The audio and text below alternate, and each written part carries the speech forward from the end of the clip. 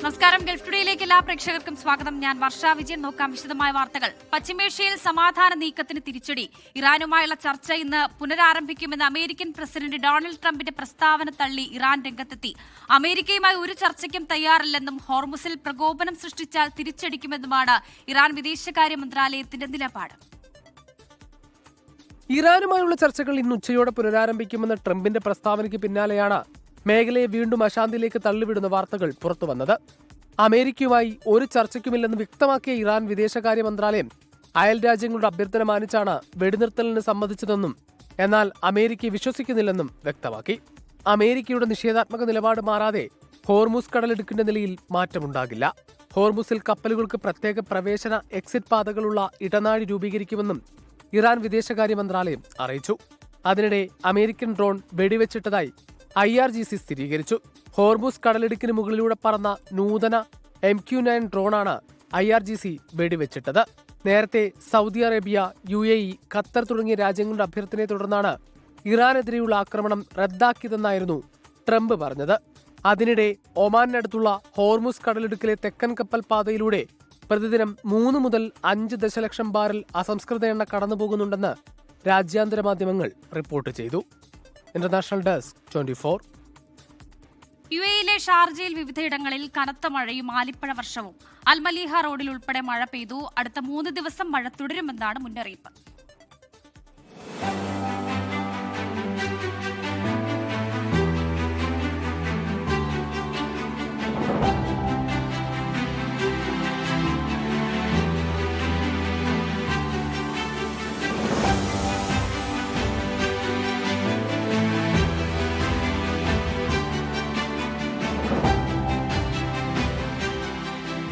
ഷാർജയുടെ വിവിധ ഭാഗങ്ങളിൽ ഉച്ചയ്ക്ക് ശേഷം ശക്തമായ മഴ പെയ്തു.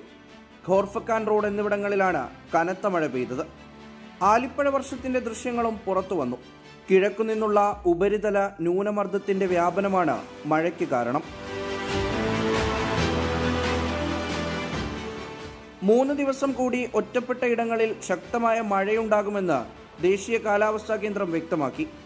അല്ലൈൻ, ഹത്ത തുടങ്ങിയ മേഖലകളിലാണ് മഴയ്ക്ക് കൂടുതൽ സാധ്യതയെന്നും കാലാവസ്ഥാ കേന്ദ്രം അറിയിച്ചു.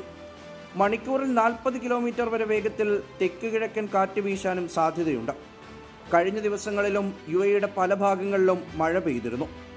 വ്യാഴാഴ്ചയ്ക്ക് ശേഷം ആകാശം തെളിയുകയും മഴയുടെ സാധ്യത കുറയുകയും ചെയ്യും. അതേസമയം രാജ്യത്ത് കൃത്രിമ മഴ പെയ്യിക്കാനുള്ള ക്ലൗഡ് സീഡിംഗ് വിപുലമാക്കിയിട്ടുണ്ട്. ഈ വർഷം ഇതുവരെ 110 ക്ലൗഡ് സീഡിംഗ് ദൗത്യങ്ങൾ വിജയകരമായി നടത്തിയിട്ടുണ്ട്. അതേസമയം ദുബായിലും അബുദാബിയിലും ഉൾപ്പെടെ കനത്ത ചൂട് തുടരുകയാണ്. 24 ദുബായ്. സൗദി അറേബ്യയിൽ വ്യാജ സ്വദേശിവൽക്കരണത്തിനെതിരെ അധികൃതർ പരിശോധന കടുപ്പിച്ചു. നിയമം ലംഘിക്കുന്ന സ്ഥാപനങ്ങൾക്കെതിരെ വലിയ തുക പിഴയടക്കം കടുത്ത നടപടികൾ ഉണ്ടാകുമെന്ന് മന്ത്രാലയം മുന്നറിയിപ്പ് നൽകി. ലേബർ ഓഫീസും ഗോസിയും ചേർന്നാണ് വിവിധ കേന്ദ്രങ്ങളിൽ പരിശോധനകൾ നടത്തുന്നത്.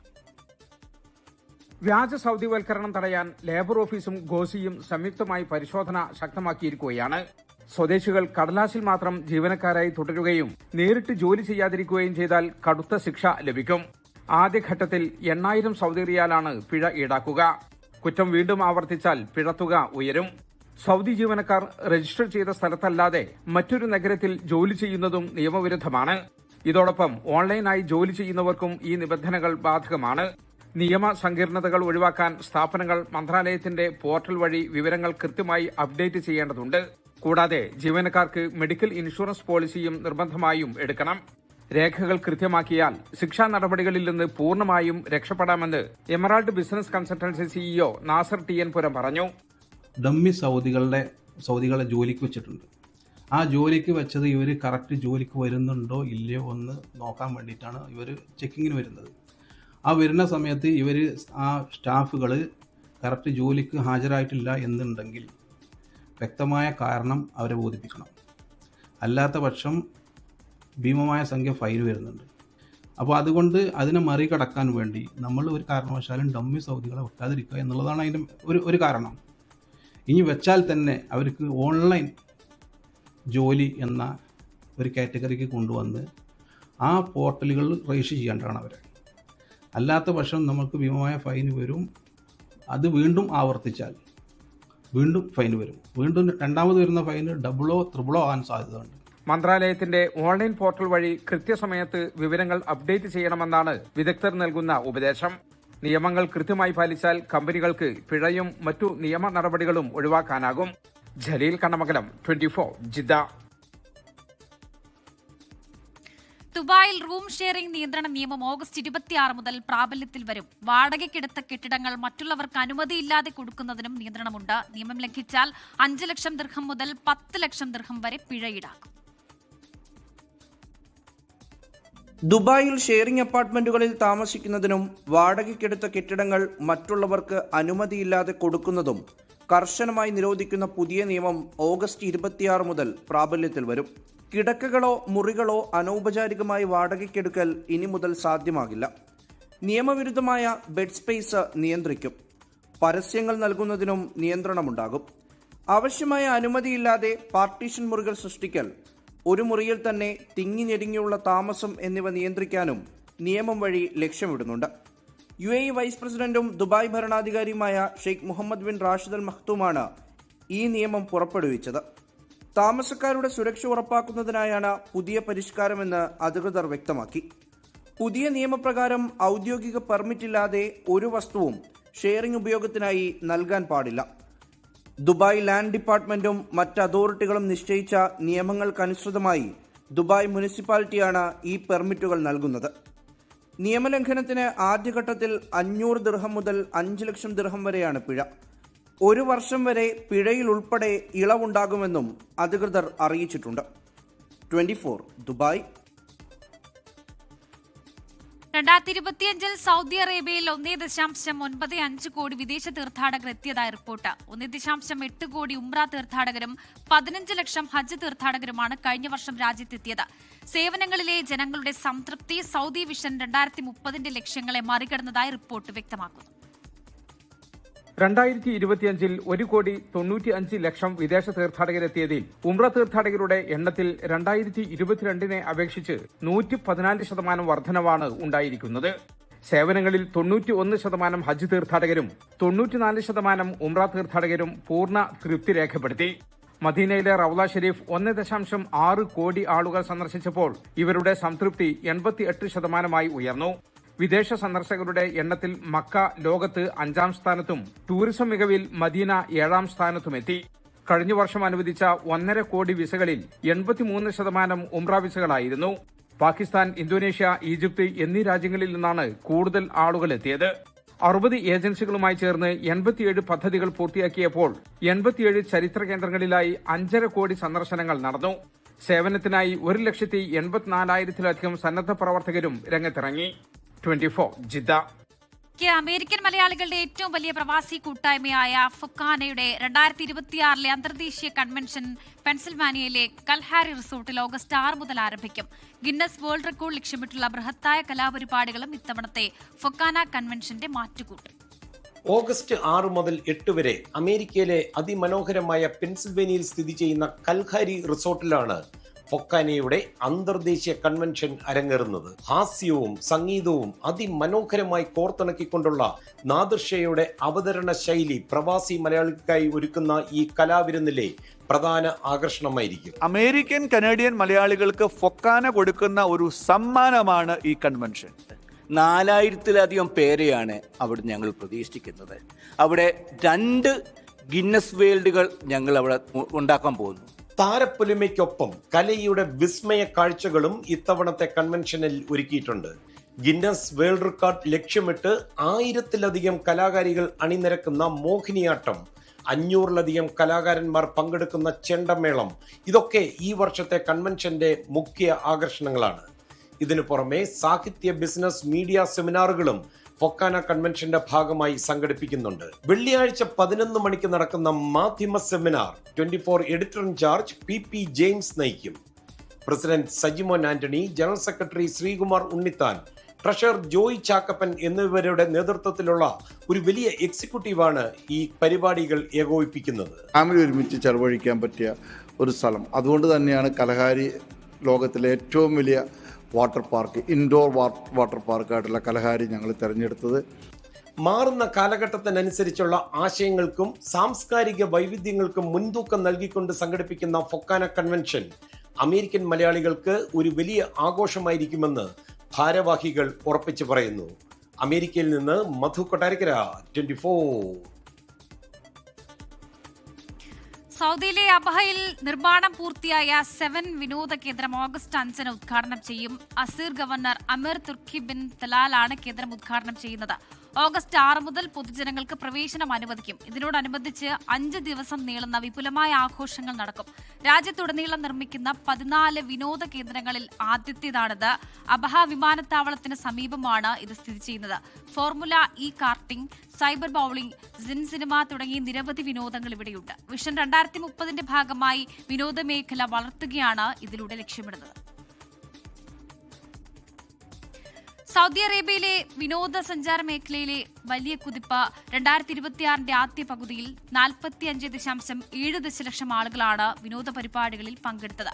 സേവനങ്ങൾ മെച്ചപ്പെടുത്താൻ ജനറൽ എന്റർടൈൻമെന്റ് അതോറിറ്റി 2500 ലൈസൻസുകൾ നൽകി. കൂടാതെ 8500 പരിശോധനകൾ നടത്തി സുരക്ഷ ഉറപ്പാക്കി. ഈ മേഖലയിൽ പ്രവർത്തിക്കുന്ന കമ്പനികളുടെ എണ്ണം 7200 കടന്നു. ജനങ്ങളുടെ സംതൃപ്തി 96% ഉയർന്നിട്ടുണ്ട്. നിക്ഷേപകർക്ക് കാര്യങ്ങൾ എളുപ്പമാക്കാൻ 29 സർക്കാർ സ്ഥാപനങ്ങൾ ഒന്നിച്ച് പ്രവർത്തിക്കുന്നു. ലോകത്തെ ഏറ്റവും മികച്ച വിനോദ വിപണിയായ സൗദിയെ മാറ്റുകയാണ് അതോറിറ്റിയുടെ പ്രധാന ലക്ഷ്യം. പിടിച്ചെടുത്ത വാഹനങ്ങൾ തിരിച്ചുപിടിക്കാൻ ഉടമകൾക്ക് 4 ദിവസത്തെ സമയം അനുവദിച്ച് ഷാർജ മുനിസിപ്പാലിറ്റി. 6 മാസത്തിലധികമായി കണ്ടുകെട്ടിയ വാഹനങ്ങൾ, യന്ത്രങ്ങൾ, മോട്ടോർ സൈക്കിളുകൾ എന്നിവയുടെ ഉടമകൾ 4 ദിവസത്തിനുള്ളിൽ തിരിച്ചെടുക്കണമെന്നാണ് നിർദ്ദേശം. അല്ലെങ്കിൽ പൊതുലേലത്തിൽ വിൽക്കാൻ സാധ്യതയുണ്ട്. പിടിച്ചെടുത്ത വാഹനങ്ങളുടെ പട്ടിക മുനിസിപ്പാലിറ്റി വെബ്സൈറ്റിൽ പ്രസിദ്ധീകരിച്ചു. ഓസ്ട്രേലിയയിൽ സ്കൂളുകൾക്ക് മുന്നറിയിപ്പുമായി ഓൺലൈൻ സുരക്ഷാ ഏജൻസിയായ ഇ സേഫ്റ്റി സോഷ്യൽ മീഡിയയിൽ പങ്കുവയ്ക്കുന്ന വിദ്യാർത്ഥികളുടെയും അധ്യാപകരുടെയും ചിത്രങ്ങൾ ഉപയോഗിച്ച് AI ഡീപ് ഫേക്കുകൾ നിർമ്മിക്കുമെന്നാണ് മുന്നറിയിപ്പ്. ഓസ്ട്രേലിയയിൽ നിന്നും പെനീന മാത്യു തയ്യാറാക്കിയ റിപ്പോർട്ട്. ഓസ്ട്രേലിയയിൽ സ്കൂളുകളുടെ സോഷ്യൽ മീഡിയ ചിത്രങ്ങൾ ദുരുപയോഗം ചെയ്യുന്നതായി ഇ സേഫ്റ്റി മുന്നറിയിപ്പ്.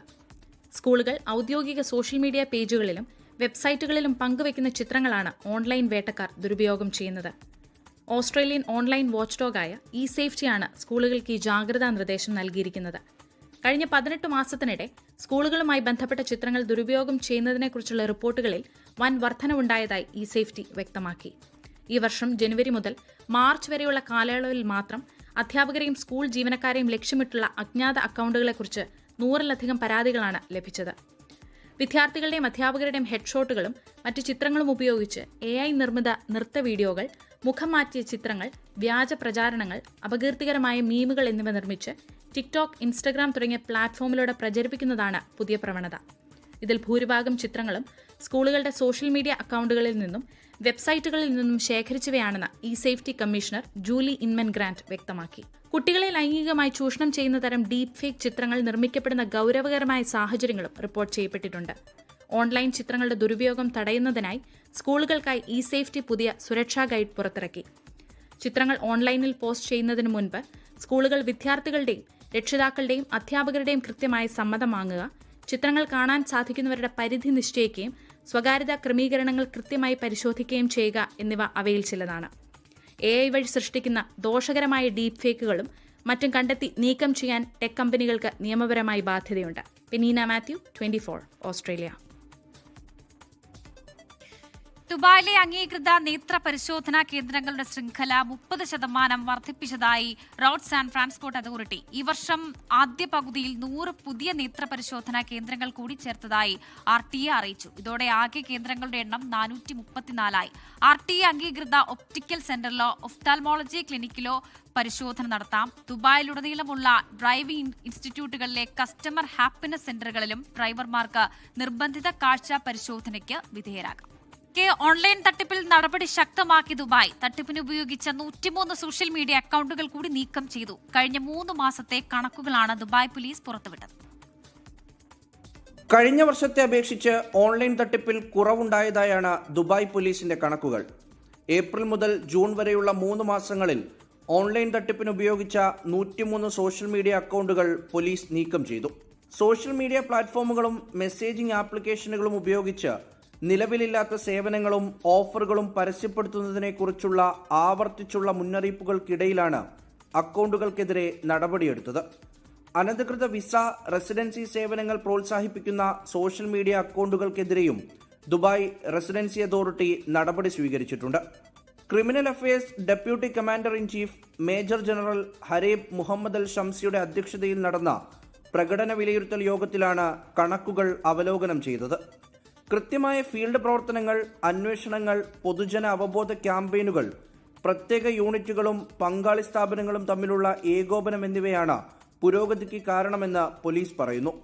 തട്ടിപ്പുകൾ നടന്നതിനു ശേഷം പ്രതികരിക്കുന്നതിൽ നിന്ന് കുറ്റകൃത്യങ്ങൾ മുൻകൂട്ടി കാണുന്നതിനും തടയുന്നതിനും AI ഉപയോഗവും ഡാറ്റ വിശകലനവും ഉദ്യോഗസ്ഥരെ സഹായിക്കുന്നുണ്ട്. 24 ദുബായ്. ഓൺലൈനിൽ പ്രചരിക്കുന്ന പെപ്റ്റൈഡ് കുത്തിവയ്പ്പുകൾക്കെതിരെ കർശന മുന്നറിയിപ്പുമായി UAE-യിലെ ആരോഗ്യ വിദഗ്ധർ. ഡോക്ടറുടെ കുറിപ്പടിയില്ലാതെ സോഷ്യൽ മീഡിയ പ്രചരണങ്ങളിൽ വീണ് സ്വയം പെപ്റ്റൈഡ് കുത്തിവയ്പ്പുകൾ ഉപയോഗിക്കുന്നത് ഗുരുതരമായ ആരോഗ്യ പ്രശ്നങ്ങൾ ഉണ്ടാക്കുമെന്ന് വിദഗ്ധർ വ്യക്തമാക്കി. ശരീരവണ്ണം കുറയ്ക്കാനും ഊർജ്ജവും പേശീബലവും വർദ്ധിപ്പിക്കാനും പ്രായമാകൽ തടയാനും സഹായിക്കുമെന്ന പേരിലാണ് പെപ്റ്റൈഡിനെ പ്രോത്സാഹിപ്പിക്കുന്ന പരസ്യങ്ങൾ ഓൺലൈനിൽ കാണുന്നത്. വ്യാജ പെപ്റ്റൈഡ് ഉൽപ്പന്നങ്ങൾ വിപണനം നടത്തിയതിന് 71 സ്ഥാപനങ്ങൾക്കെതിരെ നടപടിയെടുക്കുകയും 14 സോഷ്യൽ മീഡിയ ഇൻഫ്ലുവൻസർമാർക്കെതിരെ കേസെടുക്കുകയും ചെയ്തിരുന്നു. കരൾ, വൃക്ക, തൈറോയിഡ് പ്രവർത്തനങ്ങളെ സാരമായി ബാധിക്കുന്നതാണ് വ്യാജ പെപ്റ്റൈഡ് ഉപയോഗം.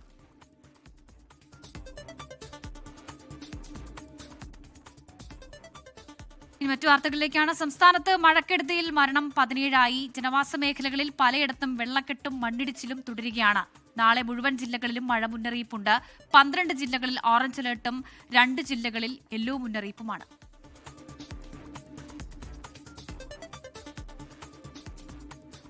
കനത്ത മഴയുടെ പശ്ചാത്തലത്തിൽ 10 ജില്ലകളിൽ വിദ്യാഭ്യാസ സ്ഥാപനങ്ങൾക്ക് നാളെ അവധി. പത്തനംതിട്ട, ആലപ്പുഴ, കോട്ടയം, ഇടുക്കി, എറണാകുളം, തൃശൂർ, പാലക്കാട്, മലപ്പുറം, കോഴിക്കോട്, കാസർഗോഡ് ജില്ലകളിലാണ് അവധി. പ്രൊഫഷണൽ കോളേജുകൾ ഉൾപ്പെടെയുള്ള എല്ലാ വിദ്യാഭ്യാസ സ്ഥാപനങ്ങൾക്കും അവധി ബാധകം. കണ്ണൂർ ജില്ലയിലെ പയ്യന്നൂർ, തളിപ്പറമ്പ്, ഇരിട്ടി താലൂക്കുകളിലെ പ്രൊഫഷണൽ കോളേജുകൾ ഒഴികെയുള്ള വിദ്യാഭ്യാസ സ്ഥാപനങ്ങൾക്കും അവധിയാണ്. വയനാട് ജില്ലയിൽ ദുരിതാശ്വാസ ക്യാമ്പുകളായി പ്രവർത്തിക്കുന്ന വിദ്യാഭ്യാസ സ്ഥാപനങ്ങൾക്ക് അവധി തുടരും. ലോകത്തെവിടെയായാലും ഏത് സമയത്തും 24 വാർത്തകളും ഓഗ്മെന്റഡ് റിയാലിറ്റി പാക്കേജുകളും എക്സ്പ്ലെയിനറുകളും വിശദമായി കാണാൻ ഞങ്ങളുടെ യൂട്യൂബ് ചാനൽ നിങ്ങൾക്ക് സബ്സ്ക്രൈബ് ചെയ്യാം.